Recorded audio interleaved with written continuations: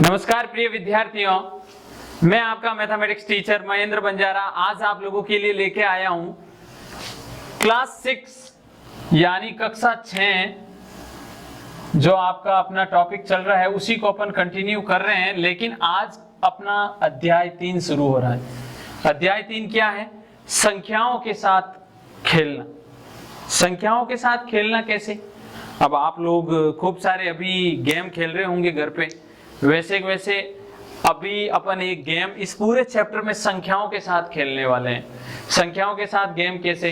1 को 2 में, 2 को 3 के साथ जोड़ना, गुणा करना, भाग और बाकी वगैरह वो सारी चीजें संख्याओं के साथ खेलने वाले कॉन्सेप्ट के साथ काम करेगी। और ये अपना पहला वीडियो है इस चैप्टर नंबर 3 का। सबसे पहली चीज आपको पता होनी चाहिए कि जो 0 से शुरुआत होके कहां तक एंडिंग पॉइंट तक चलती है, ये सारी क्या है? संख्याएं हैं। 0, 1, 2, 100, 500, 1000, लाख, करोड़, ये सारी क्या है? संख्याएं हैं। अब मैं सबसे पहले बात कर रहा हूं गुणनखंड और गुणज, और बहुत ही शानदार वे में मैं आपको समझाने वाला हूं गुणनखंड क्या होता है और गुणज क्या होता है। देखो एग्जाम्पल, पहले एग्जाम्पल समझिएगा।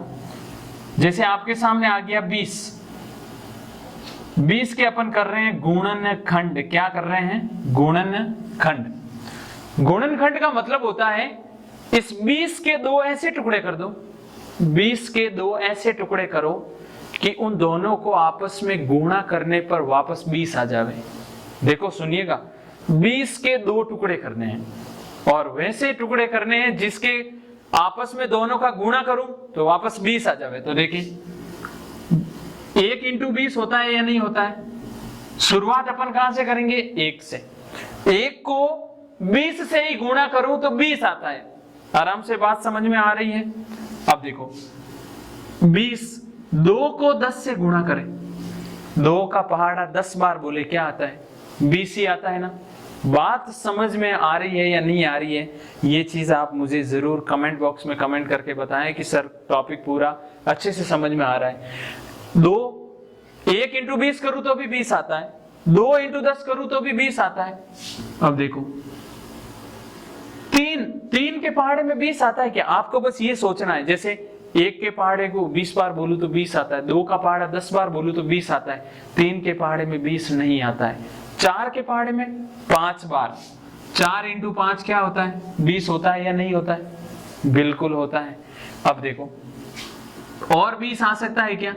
4 के बाद 5 का पहाड़ा 4 बार बोलो तो 4 × 5 करो चाहे 5 × 4 करो। मैंने आपको क्रम विनिमयता समझाया है पिछले वाले अध्याय में, तो वापस ये चीज रिपीट नहीं होनी चाहिए। यानी 20 के गुणनखंड, ध्यान दीजिएगा, 20 के गुणनखंड क्या क्या आए? 20 के गुणनखंड, ये जो भी सारी संख्याएं जो गुणे में है वो इसके क्या है? गुणनखंड। या फिर एक और चीज मैं बता रहा हूं, गुणनखंड वो होता है जिसका भाग उस संख्या में चला जावे। तो यहां पर देखो 1, 2, मैं यहीं से ले रहा हूं, ये 1, ये वाला 2, फिर 4, ये 5, फिर ये 10 और ये 20। 20 के अंदर इन सभी का भाग जाता है ना, 1 का जाता है, 2 का जाता है, 4 का जाता है, 5, ये सभी इसके क्या है? गुणनखंड है। बात क्लियर हो गई? अब यहां पर कुछ एक पॉइंट लिखे हुए हैं, उन पॉइंटों को अपन पढ़ने वाले हैं। प्रत्येक संख्या स्वयं अपना एक गुणनखंड होती है। 20 का गुणनखंड 20 है ना। प्रत्येक संख्या खुद अपना ही गुणनखंड होती है या नहीं होती है? आप कहोगे बिल्कुल सर, सामने लिखी हुई ये चीज होती है। फर्स्ट पॉइंट अपना सही है। सेकंड पॉइंट, एक संख्या का प्रत्येक गुणनखंड उस संख्या का पूरा पूरा विभाजक होता है। यानी इस संख्या के ये गुणनखंड आए, इन सारे गुणनखंडों का भाग 20 में जाता है कि नहीं जाता है? 1 का भाग 20 में जाता है, 2 का भाग 20 में 10 बार जाता है, 4 का भाग 20 में 5 बार जाता है, 5 का भाग 20 में 4 बार जाता है, 10 का 2 बार, 20 का भाग 20 में 1 बार भाग जा रहा है ना। सेकेंड पॉइंट भी क्लियर हो गया। ये आपको याद रखने हैं, हर कंडीशन में ये नियम याद रखने हैं। तीसरा नियम क्या है? एक दीर्घ हुई संख्या का प्रत्येक गुणनखंड उस संख्या से छोटा या बराबर होता है। एक दी गई संख्या का प्रत्येक गुणनखंड उस संख्या से छोटा होता है या बराबर होता है। अब देखो 20 के गुणनखंड 1, 2, 4, 5 और 10 और 20, वो संख्या खुद तो होती है, यानी 20 के बराबर भी गुणनखंड हो सकता है और उससे छोटा भी हो सकता है। पॉइंट क्लियर हो गया। थर्ड वाला पॉइंट। फोर्थ वाला पॉइंट, गुणनखंडों की संख्या परिमित होती है। परिमित मतलब क्या होता है? निर्धारित। अपन कह सकते हैं फिक्स, कि यहां से यहां तक ही जाना है। जैसे मैं कह दूं यहां से आपको यहां तक जाना है, तो ये फिक्स हो गया ना। परिमित दूरी, यहां से यहां तक फिक्स डिस्टेंस होती है, वो अपन कह सकते हैं ये नियत दूरी है, यानी फिक्स कर दिया, निर्धारित कर दिया कि यहां से यहां तक ही पहुंचना है। वैसे 20 के गुणनखंड भी गिने चुने ही हैं और वो है ये।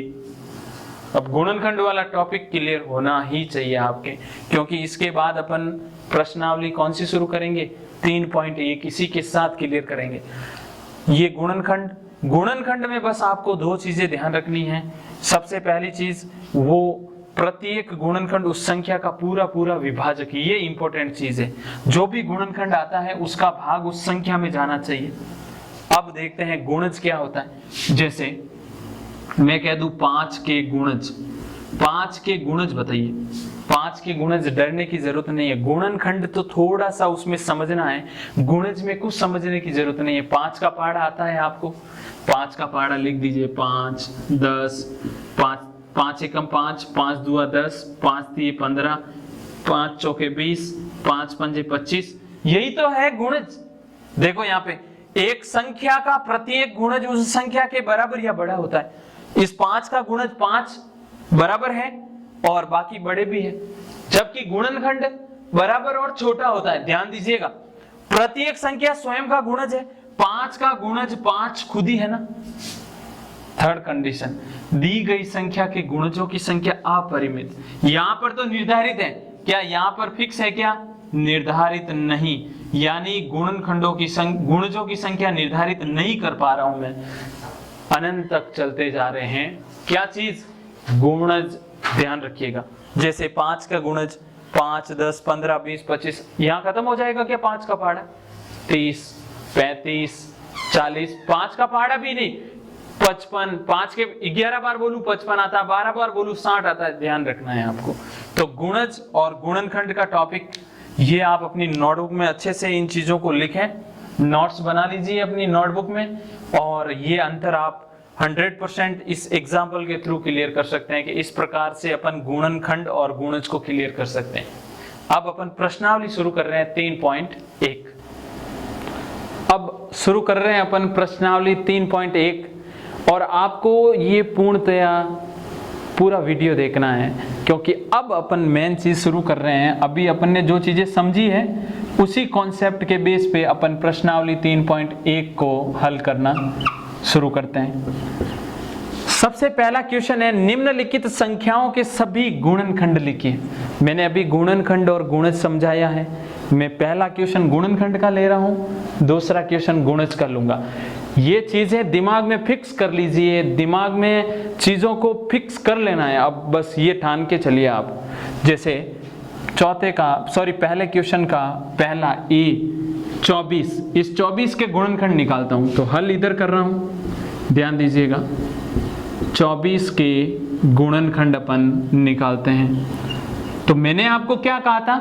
24 के दो ऐसे टुकड़े, जितने भी बने कोई दिक्कत नहीं है, लेकिन वह टुकड़े जिनको आपस में गुणा करने पर परिणाम क्या है? 24। तो देखो 24, 1 × 24, 1 को 24 से गुणा करते हैं। दिमाग में फिक्स कर लेना, वो संख्या खुद का गुणनखंड तो होना ही होना है उसको। जैसे और 24, 2 × 12, 2 का गुणा 12 से करिए, 24 आ जाता है। और 24 के गुणनखंड देखते हैं, 3 का गुणा 8 से कर दीजिए। यहाँ 1, 2, 3 ऐसे चलते जाना है। 1, 2, 3, आगे 4 नहीं होवे तो 5 की ओर चलेंगे। जैसे 24, 4 × 6, बात समझ में आ गई। आगे देखें 24, 5 5 के पहाड़े में 24 आता ही नहीं है, तो अपन वापस अब क्या 6 इंटू 4 करेंगे, लेकिन ये चीज़ आपको क्या नहीं लिखनी है यहाँ पर, क्योंकि वापस रिपीटेशन नहीं चाहिए। अब आगे 8 इंटू 3 आ जाएगा, वो चीज़ अपन को नहीं चाहिए। तो अतः 24 के गुणनखंड जो चाहिए वो परिणाम अपने पास आ चुका है। वो परिणाम देखो क्या है, 1 2 3 4, ये तो अपन को नहीं लेना है, 1 है, 2 है, 3 है, 4, फिर 6 8 12 और 24 उल्टा शुरू करना है, 6 8 12 और 24। तो ये है आपके लिए 24 के गुणनखंड। 24 खुद का गुणनखंड होगा, इसके सारे गुणनखंड या तो इसके बराबर होंगे या इससे छोटे होंगे। गुणनखंडों की संख्या भी परिमित होगी, फिक्स होगी, दिमाग में फिक्स कर लीजिए। अब देखें, इसका ये ए का हल था, अब अपन करते हैं बी का हल कर रहे हैं।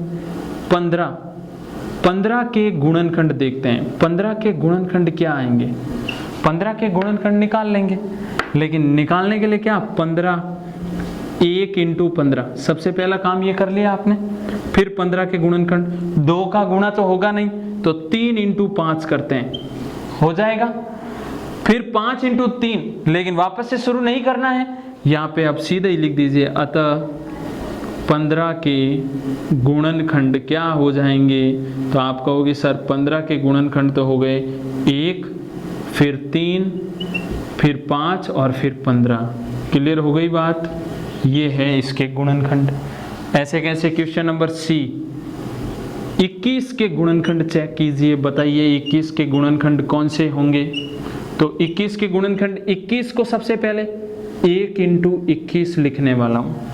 1 इंटू 21, पहला काम ये तो आपको करना ही करना है। जैसे यहाँ पर 24 तो 1 इंटू 24 किया, यहाँ पर 15 तो 1 इंटू 15 किया, वैसे वैसे 21 तो 1 इंटू 21 करना ही है। फिर वापस 21, 2 के पहाड़े में 21 आता ही नहीं है, लेकिन 3 के पहाड़े को अगर 7 बार बोलूं तो 3 इंटू 7 यानी 21 आ जाएगा।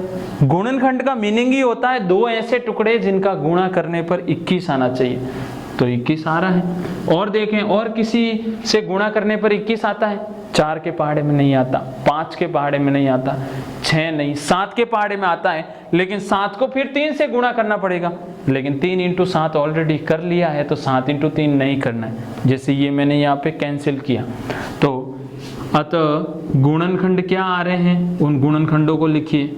अतः गुणनखंड बराबर 1 3 7 और 21, ये आपके क्या आ गए गुणनखंड। आराम से आप लोग कर लोगे कि गुणनखंड किस प्रकार ज्ञात करते हैं। अब अपन करेंगे डी, यानी 27 का गुणनखंड अपन किस प्रकार करेंगे वो देखते हैं। तो देखो 27 के गुणनखंड कैसे होंगे उसे समझिएगा, यानी डी 27 के गुणनखंड करते हैं। तो 27 के गुणनखंड के लिए आपको वापस वही चीज 27 बराबर 1 इंटू 27, ये तो दिमाग में फिक्स कर लीजिए कि उसका 1 से गुणा करना ही करना है। सेकंड पॉइंट 27, 2 के पहाड़े में 27 कभी नहीं आता है, 3 के पहाड़े में 9 बार 27, 3 नम 27 होता है या नहीं होता है। बात समझ में आ रही होगी आप लोगों को। और पूरा वीडियो पूरा जरूर देखें, पूरा देखोगे तो गुणनखंड और गुणज का कॉन्सेप्ट क्लियर होगा। उसके बाद 27 और किसी के पहाड़े में आता है, 4 5 6 7 नहीं आता है, सीधा 9 के पहाड़े में आता है, 9 इंटू 3। लेकिन ये चीज तो करनी नहीं है ना भाई, आपको बार बार बोल रहा हूँ, सेम चीजें रिपीट, 3 इंटू 9 या 9 इंटू 3 रिपीट नहीं होना चाहिए। तो यहाँ पे लिख दें, अतः गुणनखंड बराबर 1 3 9 27, 1 3 और 9 और 27। बात क्लियर हो गई होगी। अब नेक्स्ट क्वेश्चन नंबर ई, अच्छे से समझें इसको भी। 12 के गुणनखंड निकाल के बताइए, 12 के गुणनखंड निकालने हैं आपको। तो 12, 1 इंटू 12 तो लिखना ही लिखना है आपको, 1 इंटू 12 लिख दोगे, फिर 12, 2 इंटू 6 लिख दोगे, फिर 12, 3 इंटू 4 लिख दोगे। अब वापस 4 इंटू 3 शुरू हो जाएगा, वो आपको नहीं करना है। तो अतः गुणनखंड क्या क्या आ रहे हैं, तो गुणनखंड अपने पास आ रहे हैं 1, 2, 3, 4, 6 और 12, और यही तो अपना आंसर है, आराम से हल हो जाएगा। एक और क्वेश्चन, 20 के गुणनखंड निकालते हैं यहाँ पर साथ में। तो 20 के गुणनखंड देखो, 20 बराबर 1 इंटू 20 लिख दोगे आप, फिर 20 बराबर 2 इंटू 10 हो जाएगा, फिर 20 किसके बराबर है, 3 के पहाड़े में 20 आता ही नहीं है, 4 इंटू 5, 4 इंटू 5, फिर 5 इंटू 4 वापस रिपीट नहीं, तो 20 के गुणनखंड जो अपने को मिले हैं वो आ गया है 1, 2, 4। पहले 1, 2, 4 लिख दीजिए, फिर 5, 10 और 20, 5, 10, 20। तो ये अपने चारों 6 क्वेश्चन मैंने करवा दिए हैं। 18, 23 और 36 इनके गुणनखंड आपको निकालने हैं, और निकाल के आप कमेंट बॉक्स में कमेंट करके बताएं कि सर इनका आंसर ये आ रहा है। ये चीज़ आपको ज़रूर कंपलसरी रूप से करनी है। अब नेक्स्ट क्वेश्चन नंबर 2 देखते हैं। आप क्वेश्चन नंबर 3 की और 2 की ओर चलते हैं। 2 में क्या है, निम्न संख्याओं के प्रथम 5 गुणज लिखिए। गुणनखंड कर लिया, अब गुणज करना है। गुणज सिंपल है, पहाड़ा आना चाहिए आपको, लेकिन प्रथम 5 गुणज आपको लिखने हैं।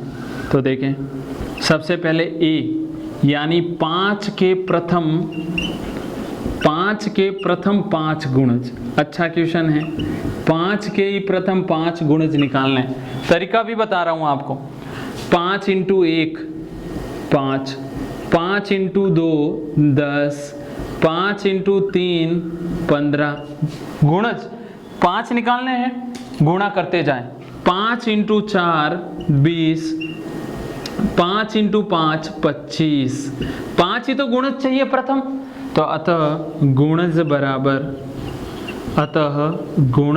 बराबर ये सारे इसके क्या हैं, गुणज। 5, 10, 15, 20, 25 किसके, 5 के प्रथम 5 गुणज। बात क्लियर हो गई। सेकंड बी को हल करते हैं। 8 के प्रथम 5 गुणज, 8 के प्रथम 5 गुणज निकालते हैं। 8 इंटू 1, फिर 8 इंटू 2, ये कर ही सकते हो ना आप। 8 इंटू 3, 8 इंटू 4, 8 इंटू 5। जितने गुणज निकालने को बोले उतनी बार 8 को गुणा करते जाएं। यहाँ 8 आएगा, यहाँ 16, यहाँ 24, यहाँ 8 चौक कितना होता है, 8 3 24, 8 चौक 24 हो गया। 8 चौक कितना होता है 32, और नेक्स्ट 8 पंजा कितना हो जाएगा 40। ये सारे गुणज किसके हैं, 8 के प्रथम 5 गुणज। तो यहाँ लिख देता हूँ, अतः गुणज बराबर 8, 16, 24, 32, 40। कुल मिला के है तो पहाड़ा ही ना। जैसे ये 5 का पहाड़ा है, ये 8 का पहाड़ा है। जिसको पहाड़ा आता है उसको गुणज आराम से निकालने आते हैं, और कोई प्रॉब्लम नहीं होनी चाहिए। ऐसे कैसे आपको यहाँ पे मैं डी लिख रहा हूँ 6, इसके भी गुणज आप निकालोगे और 9 के भी आप गुणज निकाल के बताओगे। ये काम है आपका। तो लास्ट इसके 2 क्वेश्चन बचे हैं, उन दोनों क्वेश्चनों को अपन हल कर लेते हैं। तो देखें, लास्ट क्वेश्चन नंबर 3 और क्वेश्चन नंबर 4 प्रश्नावली 3.1 का अपन कर रहे हैं। अभी तक आपने गुणनखंड और जो गुणज पढ़ा है उसका संपूर्ण जो समझ सकते हैं अपन कि उसका आपको कितना ये पूरा कॉन्सेप्ट समझ में आया है, वो चीज़ें यहाँ पे पता चल जाएगी आपको। क्योंकि अब वीडियो के माध्यम से ये सारी चीज़ें मिल रही है, तो अपने खुद का मूल्यांकन ज़रूर समय समय पर करना चाहिए कि इस टाइप के क्वेश्चन लें। आपको आते हैं या नहीं आते हैं, क्वेश्चन बनाना सीखें, प्रैक्टिकली करें। मैथ को जब तक प्रैक्टिकल से नहीं जोड़ोगे तब तक आपको हमेशा ही ये लगेगा कि ये हार्ड है, बहुत भारी है। वो चीज़ें दिमाग से निकाल दें, प्रैक्टिकल करें इनका, और आपको इजी लगना शुरू हो जाएगी। स्तंभ 1 और स्तंभ 2, यहाँ पे क्वेश्चन क्या है, स्तंभ 1 और स्तंभ 2 बने हुए हैं। ये पहला स्तंभ, ये दूसरा। इन दोनों का क्या करना है, मिलान करना है।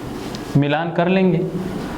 स्तंभ 1 में ये संख्याएं लिखी है, स्तंभ 2 में कुछ इनके संबंधित नियम लिखे हुए हैं। कौन सा संबंध किसके साथ बैठता है वो पता करना है। ये 35 क्या है? 35 8 का गुणज है क्या? 8 का गुणज मतलब 8 का पहाड़ा बोलो, 8 का पहाड़ा बोलो, 35 आता है क्या? नहीं आता है।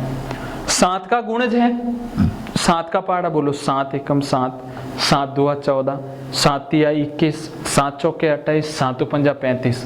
ये 35 क्या है भाई? 7 का गुणज। बात क्लियर हो गई। 15 क्या है? 8 के पहाड़े में आता है। गुणज कहे तो पहाड़े में आना चाहिए, गुणनखंड कहे तो उसके टुकड़े में आना चाहिए। 7 का गुणज तो फिक्स हो गया ये। 30 का गुणनखंड है क्या ये? 30 के गुणनखंड देखो, 30 के गुणनखंड में यहां लिख रहा हूं 1 इंटू 30 है, 2 इंटू 15 है।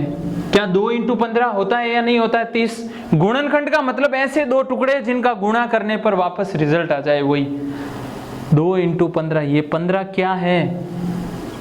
30 का गुणनखंड। बात समझ में आ रही है? 16 क्या है? 8 के पहाड़े में आता है ना, 8 का गुणज है, पहाड़े में आना चाहिए और यहां टुकड़ों के अंदर वो चीज आनी कंपलसरी है। 20 का गुणनखंड होता है ना, 1 इंटू 20 लिखते हैं। गुणनखंड 20 का पहला गुणनखंड यही होता है। 20 खुद का गुणनखंड तो होता ही है, ये हो गया 20 का गुणनखंड। लास्ट 25 तो सामने दिख रहा है, 50 का गुणनखंड होता है, देख लो। 1 इंटू 50, फिर 2 इंटू 25, ये 25 आ गया ना भाई, ये 25 क्या है? 50 का गुणनखंड। तो इसी के साथ गुणज और गुणनखंड का टॉपिक बहुत शानदार तरीके से आपके क्लियर हुआ है। मैंने अंतर भी समझाया है, उस अंतर को आपको अपनी नोटबुक में लिखना है, फिर इस प्रश्नावली को अच्छे से नोटबुक में नोट डाउन करनी है। क्वेश्चन नंबर 4, 9 के सभी गुणज ज्ञात कीजिए जो 100 से कम है। 9 के सभी गुणज, गुणज का मतलब 9 का पहाड़ा। तो इस प्रश्न का हल देखें। 9 के सभी गुणज, 9 के सभी गुणज, लेकिन वो गुणज 100 से कम होने चाहिए। 100 से क्या होने चाहिए? कम। सबसे बड़ी बात यही है, 100 से कम होना जरूरी है 9 के सभी गुणजों का। 9 का पहला गुणज 9 इंटू 1 9, 9 का दूसरा गुणज 9 इंटू 2। तो देखें 9 का दूसरा गुणज क्या होगा? 18। ऐसे कैसे? 9 का तीसरा गुणज हो जाएगा 27, 9 का चौथा गुणज 36।